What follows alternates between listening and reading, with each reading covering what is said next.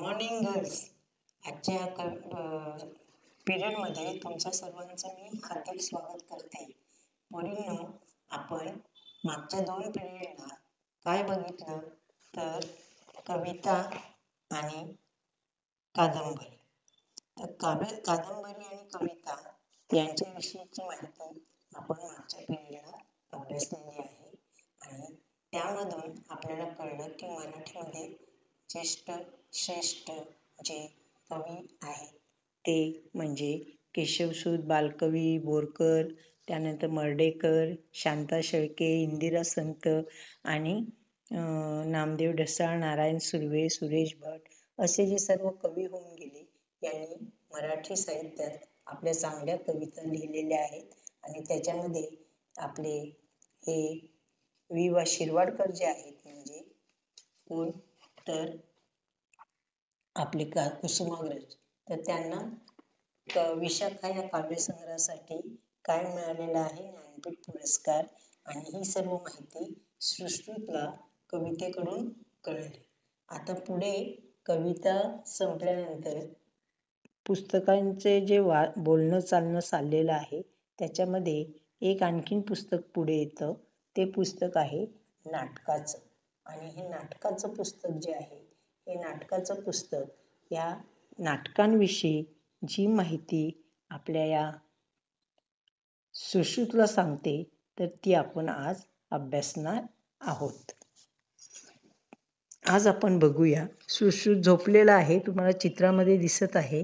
आणि ही एक एक पुस्तकं जी आलेली आहे स्टेजवर वेगवेगळे कपडे करून, तर प्रत्येक पुस्तक कोण आहात ना तर त्यांची ओळख करून देत आहे. आता कोणाची वेळ आलेली आहे तर नाटकाची.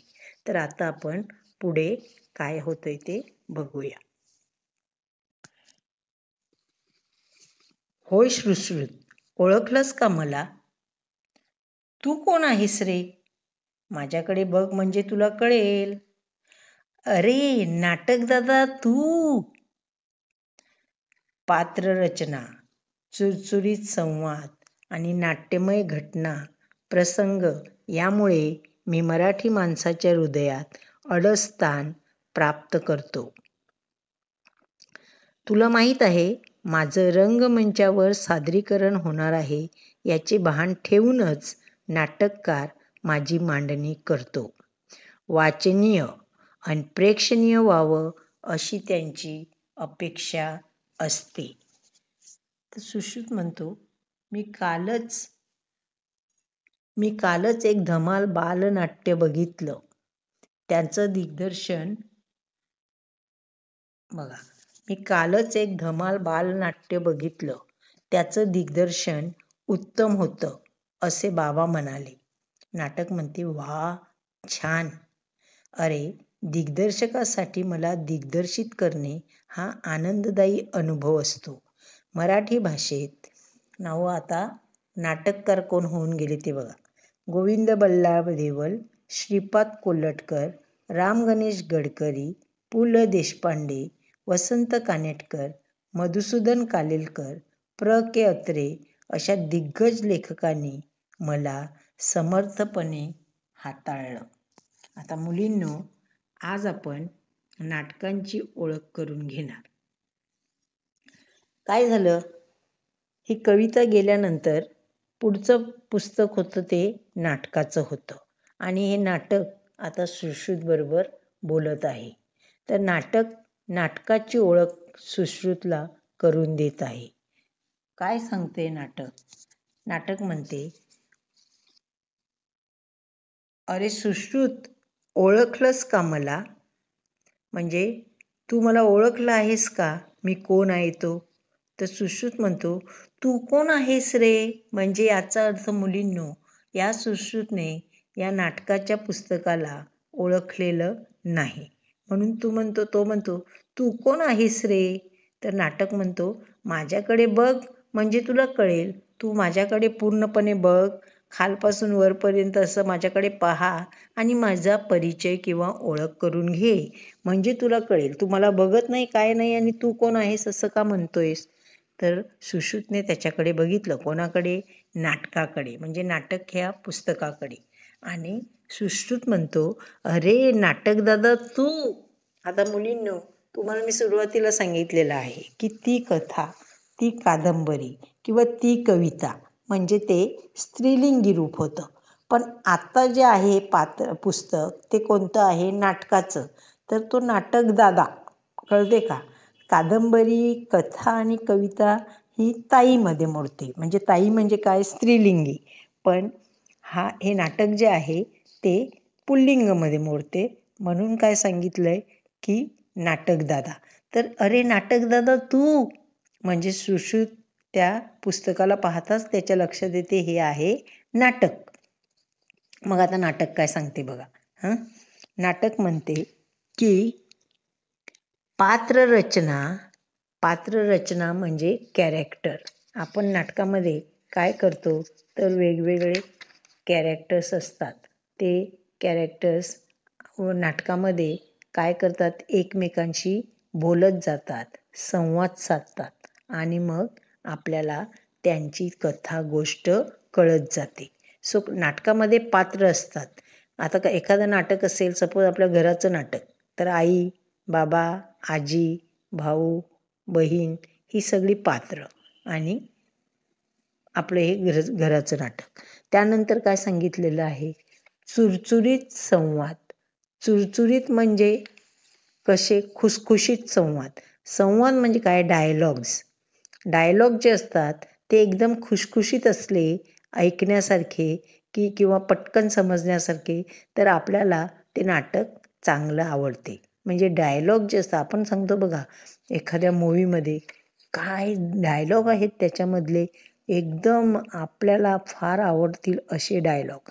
आता शोले पिक्चर जर आहे, तुम्ही बघितलेलं नाही शोले, जुनं पिक्चर, तर ते शोले पिक्चर जे आहे त्याच्यामधले डायलॉग एवढे प्रसिद्ध होऊन गेले की त्या शोलेच्या त्या डायलॉगसाठी लोक शोले पिक्चर पुन्हा पुन्हा बघतात. म्हणजे शोलेमधले डायलॉग जे आहेत ना ते एकदम चुरचुरीत आहेत. त्यानंतर नाट्यमय घटना प्रसंग.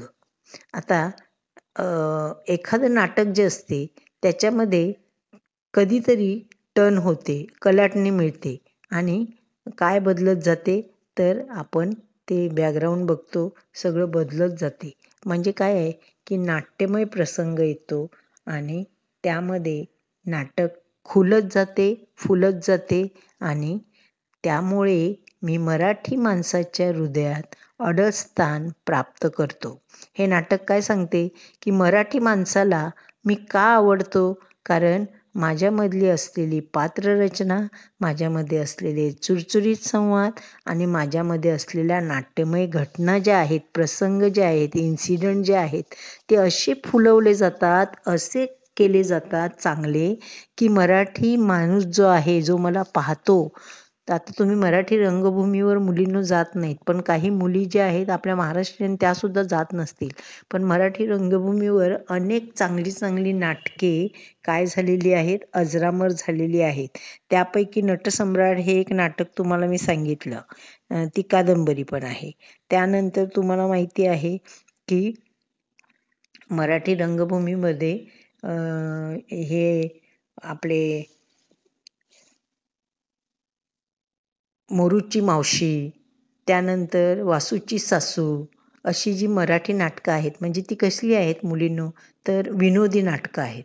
आणि ही नाटकं एवढी माणसाला म्हणजे समोरच्याला हसवतात की सगळे लोक ही नाटकं बघण्यासाठी रंगमंचावर, म्हणजे स्टेज, रंगभूमी, रंगमंच, व्यासपीठ, स्टेज जे आहे तर तिथे थिएटरमध्ये ती नाटकं बघायला जातात.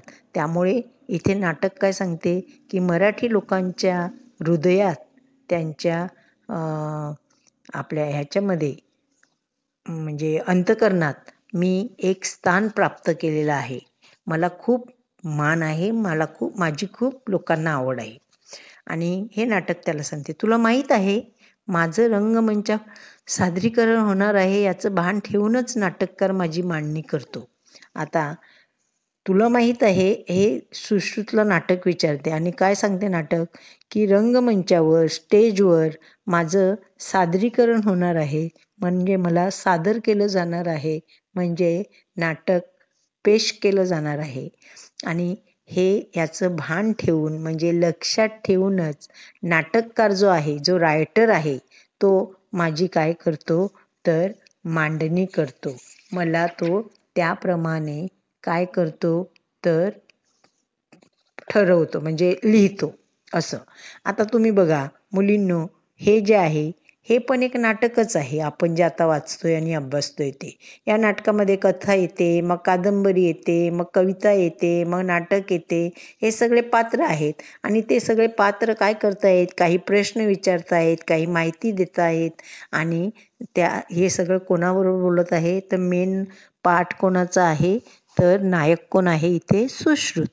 तसं मुलींनो, स्टेजवर जे नाटक केलं जाते तर ते सादरीकरण करणे म्हणजे प्रेझेंटेशन करणे, ते लक्षात घेऊनच नाटककार या नाटकाची रचना मांडणी करतो. वाचनीय आणि प्रेक्षणीय व्हावं अशी त्यांची अपेक्षा असते. आता इथे काय सांगितलेलं आहे की नाटक जे आहे हे नाटक वाचनीय म्हणजे वाचायला चांगलं आणि प्रेक्षणीय म्हणजे पाहायला चांगलं. म्हणजे आपण जे नाटक जर वाचत असलो पुस्तकाच्या रूपाने तर ते वाचता वाचता आपल्याला कळलं पाहिजे, एवढं चांगलं ते असायला पाहिजे. आणि आपण जर स्टेजवर म्हणजे थिएटरमध्ये आपण रंगमंचावर ते नाटक जर पाहायला गेलेलो असू, कार्यक्रम पाहायला जातो तसा, तर ते पाहताना प्रेक्षणीय वाटलं पाहिजे. प्रेक्षणीय म्हणजे पाहता क्षणी आनंददायी वाटलं पाहिजे. त्याच्यातनं आपल्याला काय कळलं पाहिजे, आनंद मिळाला पाहिजे. तर अशी या नाटककारांची अपेक्षा असते आणि म्हणून ते नाटक लिहिताना नाटकामध्ये मुलींनो आपल्याला कोणकोणती पात्र एवढंच नाही तर त्याबरोबर आपल्याला प्रॉप काय लागतील हे पण लक्षात घ्यावं लागते. त्या प्रॉपप्रमाणेच आपण त्या स्टेजवर त्याची मांडणी करतो आणि त्याप्रमाणेच ते नाटक फुलत जाते. तर मग सुश्रुत सांगतो, मी कालच एक धमाल बालनाट्य बघितलं. काय सांगितलं बघा हा पुढे. कालच मी एक धमाल बालनाट्य बघितलं. आता बालनाट्य मुलींनो म्हणजे काय आहे तर बालकांसाठी, छोट्या मुलांसाठी असलेलं नाटक. नाव यू राईट. धमाल म्हणजे काय तर मजेशीर, एंटरटेनमेंट करणारं, फन करणारं असं. आणि आपण ते आपल्याला आवडतं म्हणून बघायला जातो. लहान मुलं जी असतात त्यांच्यासाठी नाटक असले त्याच्यामध्ये संवाद जे असतात किंवा मोस्टली पात्र म्हणजे कॅरेक्टर जे असतात, डायलॉग जे असतात ते लहान मुलांच्या लेवलला असतात आणि मग ते त्यांच्यासाठी प्रेक्षणीय असतं म्हणजे बघण्यास योग्य असं. आणि त्यांचं दिग्दर्शन उत्तम होतं असे बाबा म्हणाले. तर बाबाबरोबर सुश्रुत नाटक पाहायला गेला होता. कोणतं नाटक? बालनाट्य म्हणजे छोटं मुलांसाठी असलेलं नाटक. आणि या बालनाट्यामध्ये काय केलं तर दिग्दर्शन जे होतं, व्हॉट इज दिग्दर्शन तर डायरेक्टर जो डायरेक्शन करतो तो दिग्दर्शन. दिग्दर्शक म्हणजे डायरेक्टर आणि दिग्दर्शन म्हणजे डायरेक्शन. तर डायरेक्टर हा त्या पात्रांना म्हणजे कॅरेक्टरला काय करतो तर डायरेक्शन देतो की how to come, how to stand, how to say, how to walk and not to face, not to back to the audience. हे वगैरे आपण नाटकामध्ये मुलींना शिकतो किंवा the way we have to talk, the form, the dialogues and all. तर हे सगळं दिग्दर्शन जो करतो तो दिग्दर्शक असतो. आणि तो दिग्दर्शक जो असतो त्याचं दिग्दर्शन म्हणजे डायरेक्शन जर चांगलं असेल तर ते नाटक प्रसिद्ध होते, फेमस होते. आणि सुश्रुतच्या बाबाने सांगितलं की आपण जे हे बालनाट्य बघितलं त्याचं दिग्दर्शन उत्तम म्हणजे चांगलं होतं. मग नाटक सांगते, वा छान, म्हणजे तुला दिग्दर्शनचा अनुभव देखील आहे. काय सांगितलं बघा, अरे वा छान, अरे दिग्दर्शकासाठी मला दिग्दर्शित करणं हा आनंददायी अनुभव असतो. म्हणजे नाटक स्टेजवर बसवणं, थिएटरमध्ये करून दाखवणं ही एक कमाल जी आहे ती दिग्दर्शकाची कमाल किंवा दिग्दर्शकाचं स्किल तिथे बघितलं जातं आणि तो एक आनंददायी अनुभव असतो. आनंददायी म्हणजे आनंद देणारा असा तो अनुभव असतो.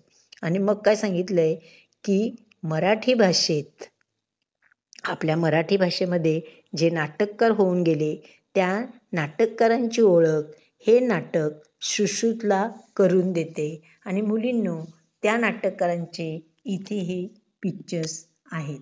तर आपले पहिले आहेत गोविंद बल्लाळ देवळ, हे मराठी नाटककार ज्यांनी मराठी रंगभूमीवर चांगली चांगली नाटकं लिहिलेली आहेत. दुसरे आहेत श्रीपाद कोल्हाटकर, दुर्वाची जोडी, वाहतो ही दुर्वाची जोडी हे त्यांचं चांगलं नाटक आहे.